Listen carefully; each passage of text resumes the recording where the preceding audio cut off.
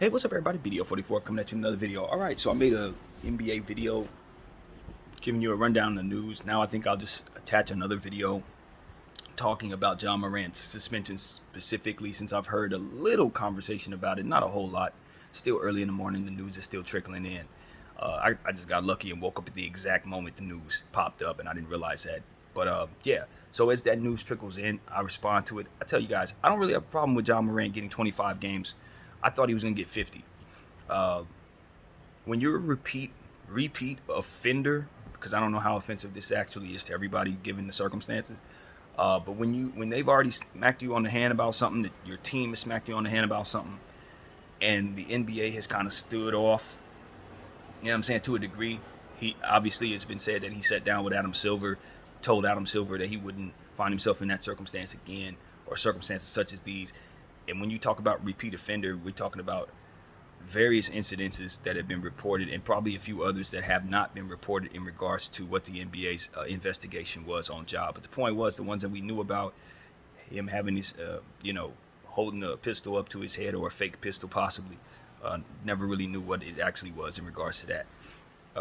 In a strip club or something like that in Denver, Colorado, that circumstance was reported. Also, a situation where the Indiana Pacers bus had red lasers pointed at it, allegedly from Ja Morant's camp, or in some way or fashion. Uh, those are the two incidents that I've been aware of. And from there, now we understand that he was also in a car the second time after speaking with Adam Silver, after going through a suspension with the Grizzlies. Another video emerged of him very, very briefly, also once again holding what could be looked at as a pistol to his head in a car while he's listening to music. Once again, it's just one of those situations where the NBA saw it as him just not learning the lesson, not being honest about what it is that they agreed upon in regards to that meeting with Adam Silver and what have you. And so they just wanted to come back down on him. Obviously, they told us about a week ago that they were going to do this, but they did not want to distract from the finals. I personally think that was done for them to just make sure that they cross all their T's, dot all their I's, and make sure that they handle it with the type of sensitivity necessary, especially since Adam Silver had some negative feedback in regards to his statement on Kyrie Irving. So I just figured with this particular situation, he might want to come back and just handle it a bit more sensitively. And I think that's what that was there. The investigation had been done for weeks. That was something that he let us know, but just the same, he did not want to release that information until after the finals, after the parade, after everything was done with the particular season that we just had. So now we are aware the draft is coming up next Thursday, and that 25-game suspension has been announced. My opinion, based on what I've seen in regards to him repeating the situation after sitting down with Silver, if I'm to deem what he did as bad, then yes, he needs to be suspended because he's doing it again. So in that regard, that's what it is. Do I think what he did is bad? I'm not from the culture where I put a gun to my head for any reason whatsoever. I don't understand it. I don't know nothing about it. I'm an old head, so I just don't know. If that's what it is right now, then that needs to be conveyed to Adam Silver. That needs to be conveyed to the rest of us that, this is how we dance. We're not looking to blow our heads off. The gun's not loaded. We're not suicidal. This is just what we're doing for culture. As to which I would say, find something else. Find something else. But in a nutshell, when you consider pictures have been floating around with Chris Kaman sitting next to his family right before going hunting, holding pistols, no fuss, you just understand that he was in a situation where the state that he was in, the laws apparently allow for you to carry. That's not something I'm aware of. It's just something that's been, said in regards to the situation. So if it's not illegal there, he's not in New York. So it's not like he's going to go to jail for a gun charge. He's not in LA, same thing. So it's like, depending on the state you're in, depends on the overall sentiment of what it is that he's doing. And judging by what I'm seeing in the states that he was in, it should be fine. So now you can compare it to Chris Kaman. Now, if he was breaking state laws, then you can just get in there and say, you're breaking state laws regardless of what the federal sentiment is. But that's not what the case was there. An investigation was done in Denver in regards to that situation. The police came back and said that they didn't find anything that would make it feel like they needed to make moves any further. So, with that being said, no laws were broken, right? No laws were broken. Now, one could say what he did in regards to what was said in regards to the Pacers team bus, that could have been seen as illegal. Maybe I don't know. That seems illegal to me. But then again, if you can't prove it was a gun, what is he pointing? What laser is it? You know what I mean? So that's another conversation entirely. That has a lot of ambiguity to it that can leave him in the clear in theory, and it seems as if that may have somewhat contributed to the suspension, but probably did not more or less warrant a suspension by itself after the investigation. That's just my guess. I guess it seems that he's being suspended for the accumulation of all of these things. 25 games to me, with it being considered a repeat offense situation, is fair. So that's really what it is, man. My opinion is based on just a lack of understanding as to what it is that he's trying to do. You know, in the situation where he was in the car holding the pistol up to his head, and of course the situation he was in the strip club holding the pistol up to his head. I just didn't think that spoke positively about his overall mental state, to be honest with you. But when you consider if that's what kids are doing all over the place, then it's just him following kids just like everybody else does in every generation of any kind. So I would just say again, y'all should find something else. And with that being said, I just think that the overall gun sentiment in our country just needs to evolve in general. You know, my opinion has always been some people should have guns in their hands, and it makes us a lot safer if they do. Other people should be far away from guns, and it makes us a lot safer if we do. I don't think we found a sweet medium to that in any way, shape, or form, nor do I think that we're doing a good job of seeking one out. And so that's what needs to be done. And you know, my gun sentiment is very simple. I was a security guard, a non-carry security guard. I never wanted to carry, even though I thought it was safer that I did. I also think of circumstances that can go wrong when you're carrying. Even if you're trained, a lot of things can go wrong. Your sentiment and your mindset about what it is you're willing to do, how invincible you feel you are, and how quick you'll be to use the gun, it's something that I'm always cognizant of. You know what I mean? How much cockier you feel, how much more ready to be in a confrontation, how much, it's just overall what type of energy it provides your mindset when you are in a position to have a gun. And once you discharge it, all of the different things that come with that, they just seem like those risks were not worth the reward. In my opinion, as a security guard, I felt like I never wanted to have any reason to be locked up for something going wrong at work. My thing was, I want the worst possible scenario for me in regards to being a professional is myself losing the job, not losing my freedom.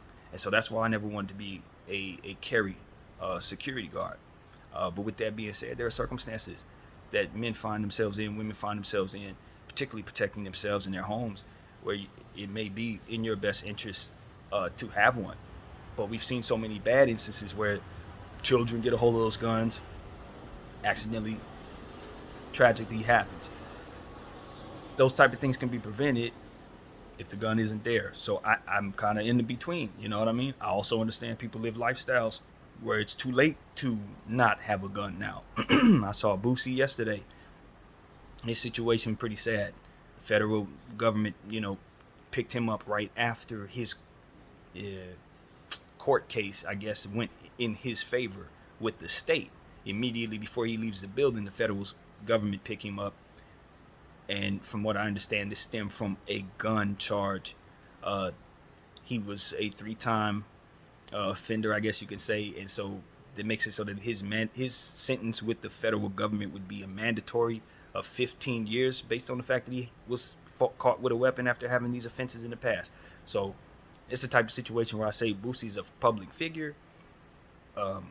His lifestyle in the past, given the circumstances, probably would make it that he didn't have too many outings where it wouldn't be appropriate for him to protect himself. Now, I could tell him, maybe you should hire security, Boosie. Maybe you shouldn't be the one holding it because of your circumstances. But that just comes down to a person making the decision to save themselves from these circumstances versus doing what it is that makes them feel comfortable in risking those circumstances. He chose to risk them. Not to mention what else could be attached to his case that I would never know nothing about. But the point was, I could argue that he should probably have a gun. I could argue that he probably should not be looked at as somebody who would be as safe without protection around them. So when you consider those type of things and the way that we approach the gun sentiment, some individuals probably would be best to be protected, and maybe not all of them can afford, for whatever reason, have someone else with them to hold that weapon. Should they be considered, the same as maybe someone else? I think the only argument that I can bring to that is that the federal government and the state is essentially saying everyone gets treated the same in these situations. So if we happen to run into the person that wants to shoot them, we'll take the guns from them too. So don't worry about it. But it's like you're not going to be able to keep the guns out of everyone's hands. And because of it, the person who may be after him may be able to get to him. If he doesn't have his weapon, he has no defense for himself in theory. And then you may say, well, we don't want any return fire. Stay out of trouble. So it's an argument that just doesn't have any end to it. And as a result, people have to take their lives seriously, and they'll choose these circumstances as they see fit and take the risk as they see fit. And that's just the world we're in. I would like to see a bit more ambiguity assigned to these specific circumstances, especially as it pertains to people who are at risk. I get the return fire argument, but at the same time, people can find themselves in situations where simply having a weapon can deter certain situations. As soon as somebody see you have it, they pull off. As soon as somebody see you, flash it, maybe there is no need for fire. Who knows how that goes? But the point is, celebrities and people like that, they need their own security, and they need to know these gun laws from state to state to state, especially if they travel a lot. Because at the end of the day, this is a real thing. You go to New York, do the same thing you do in Texas, and you get 2 years and nothing happens in Texas. And so the overall sentiment, as I said earlier in the video, just changes from state to state, where people will look at what Ja or Boosie did and see it as not so big a deal. And in other states, they'll think it's like, why does anybody have a gun other than police officers, that kind of thing. So again, if we could just see a bit more sense applied to all of it, I think you'll save lives all the way around. I really believe that. So that's my overall sentiment about the guns. Obviously, we talk about certain guns probably don't do a whole lot for us other than just giving people opportunities to take a lot of lives at once. I don't know that they really serve a whole lot of purpose amongst human beings, the citizens. You know what I mean? And now if our military have those guns, higher divisions of enforcement have those guns, it is what it is. Obviously the streets are going to have those guns. That's not something we're going to do anything about. But as far as regular citizens going to, Costco or Walmart and being able to purchase AR-15s with an ID on their 18th birthday, I just think that speaks to a certain chaos, a desire for chaos that we've allowed to seep into our midst. I really believe that. I don't think that serve a whole lot of purpose for anything other than selling those guns really, really fast. And that's what it is. The more people have access to get to those guns, the quicker those guns can be sold, the quicker the money can go into the pockets of those who selling the guns. And I really don't think it serves any other purpose to have those laws in place other than to quickly funnel money toward the gun professionals, those who own these companies. And I just don't think that really takes into account what's best for society in this country at all. And I think we've allowed it to seep through the cracks because, quite frankly, a lot of us don't care about that, and we have a high gun sentiment, and those who think this way get to benefit from our sentiment. And so that's really what it is. If we could just have a bit more, common sense applied to that instead of so much my side, your side, which is what this conversation ultimately becomes in regards to guns, which is why people allow such exaggerated circumstances to take place. The people who don't want guns on the street don't want anybody to have guns. They want to dissolve all the ammunition. Those who want guns on to be in their possession will invoke the Second Amendment right after a mass shooting. Like this, it just becomes a certain situation where it's like, because it's like a back and forth, my side, your side, anything in between that ultimately will save lives and keep people safe doesn't get involved in the conversation because they're too busy trying to war with one another. So that's how I see the gun conversation in this country. I think it's extremely flawed. I think it's ultimately going to get more people killed, and I'm praying for a better way personally. That's what I'm looking for. So that's my overall sentiment. As I've told you guys before, I feel safer when a good guy has a gun. You know what I mean? Especially if I'm hiring security, stuff like that. I want my security to be holding. But at the same time, I also understand that an 18-year-old boy who's been bullied in school for the last 10 years or what have you should not have access to that gun with mental illness, should not have access to that gun with bad intentions. And that is exactly what we're allowing to happen while we're sitting back, warring back and forth about the various conversations we're having surrounding the situation. It's almost like we're waiting for the next one to happen just so we can come back around and say, fight again. And that's exactly what we expect, unfortunately.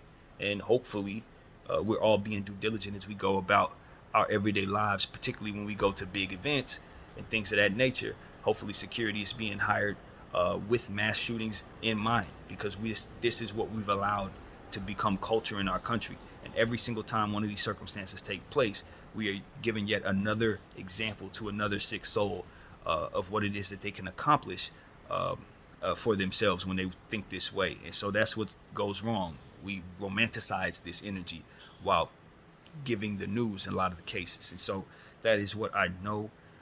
And we've seen far too many mass shootings for us to allow for those who don't care to continue to control the narrative. And I think that that's what it really comes down to. Until people have these circumstances meet their doorstep, they really can sit on whatever side of the fence and scream whatever it is that makes them feel whatever. But at the end of the day, this is out of control. And I don't think it's a situation where suspending John Morant is going to solve the issue and make people feel any different at all. There needs to be changes with laws. There need to be changes with culture. There needs to be changes with the overall balance of what it is we're doing here. And to understand that just because I feel safe with security having a gun, when I've hired them, just because I feel safe knowing that, my law enforcement, if they're doing the right thing, they can be good with the law, with guns. Obviously, my Marines, my brothers and all of those guys there who fight for us and keep us safe. Obviously, we want them armed. Obviously, we want them highly trained. So it's not like I feel as comfortable in a country that doesn't have itself armed. But at the same time, if we're allowing our citizens to run rampant, if we're allowing our most ill to run rampant and have access to these guns, then how much safer are we making our military and our law enforcement and our citizens? How much safer are they when we allow everyone to hold high-powered rifles and handguns and various different things? And so that's what I want to say. Also, again, I don't think it is fair at all for people who are outside of dangerous situations to be making judgment calls for people who are in dangerous situations. If you are not a person who has ops, you're not a gang member, you're not involved in anything that whether you are expecting people to shoot at you, you probably shouldn't be making decisions on whether or not people like that should be able to protect themselves at all, because you can't necessarily speak to what it is that would save their life, nor the context of what it is that would risk their life. All you know is that they have a gun, and what they know is they probably need one. And so we need to be able to work that into the equation as we continue to go forward, because at the end of the day, there are certain situations where it's too late to disarm. It could be the difference between you losing your life and not. Are we asking these people to freely lose their lives willingly? You know what I mean? Because that's essentially what it seems like the situation is there. They're allowing people to go to jail for what is otherwise the only process they have to protect themselves from dying. So of course they're going to choose jail. And then from there, 15 years away from their family or more, or whatever the case may be in situations. I don't think that's perfect science. And I think a lot of people who are in charge of that know it's not a perfect science and wouldn't have it any other way. And that speaks to that chaos that I think is in place that should not be. So that's what I want to say, man. I don't live a life where I got ops. I don't live a life where I'm looking over my shoulder necessarily for people to get at me. But that doesn't mean that if I did, I would want someone who doesn't know of my context and my situation to disarm me and tell me that my freedom's going to be gone, as to which I'll be in even more dangerous situations on the inside because of, it's like damned if I do, damned if I don't. Danger if I do, danger if I don't. So it's like, I'd rather be judged by 12 than carried by 6. You're putting people in a position to where they have no choice but to be judged by 12. And I just think that telling people to walk away from their gang and stuff like that. It's almost like saying say no to drugs. It's like it holds no context, and sometimes it requires a lot more than just the word no in situations. But if you let people who are outside of those contexts, outside of those realities, tell it, they'll say it's as simple as no. Just say no. It's like no, you just say no. We got a lot of things we got to say no every day. We got to say no every 3 hours. Like, and so it's one of those situations where because people don't understand other people's situation, making decisions for them is just wrong. It's wrong. No different than people in those situations making decisions for their lives and their safety. So that's what I got to say, man. I'm sick of people trying to make decisions about my safety without really knowing what the heck my context is. Don't know me, don't know what's after me, don't know of what it is that I got going on. It just is what it is. And if you do know what's going on, then you know why these people need to be protected one way or another. So that's really what it is, man. Some people don't have a choice at the end of the day, whether you don't like what they're doing or not. If they don't have it, it could be the end of them. So because we understand that, we just hope for a better way, hope for a bit more intellect as it pertains to just dealing with guns in this country, man. More intellect. Can we be smarter? That's all I'm asking. Video 44. I thank you all for watching. I'm out.